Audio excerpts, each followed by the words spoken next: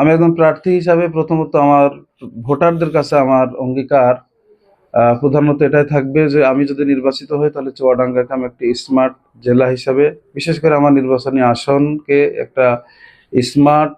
জনবান্ধব, কল্যাণমুখী একটি আসন হিসাবে দেশের ভিতরে আমি প্রতিষ্ঠিত করব। আমার নির্বাচিত আসনে ইনশাল্লাহ কোনো বৈষম্য থাকবে না, কোনো দুর্নীতি, চাঁদাবাজ, মাদকাসক্ত, আহ, সমাজ বিধ্বংসী, দেশ বিধ্বংসী, মানবতার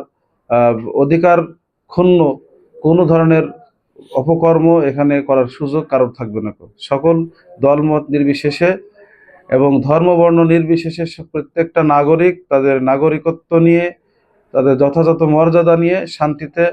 এখানে বসবাস করার সুযোগ পাবে এবং প্রত্যেকের জন্য দেশীয় আইন সমানভাবে,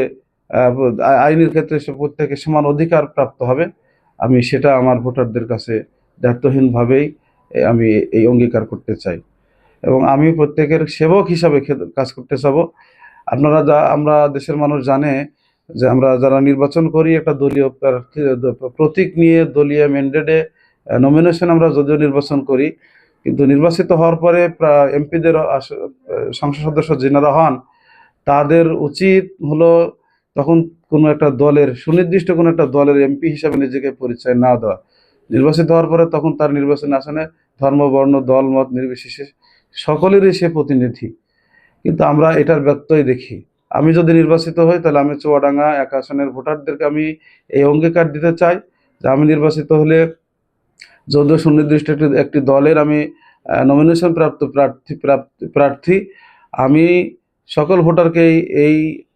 আশা দিতে চাই, আমি নির্বাচিত হলে চুয়াডাঙ্গা এক আসনে ধর্ম বর্ণ দল মত নির্বিশেষে আমি সকলের সেবক হিসাবে, সকলের এমপি হিসাবে, সকলের খাদেম হিসাবে কাজ করবে ইনশাআল্লাহ।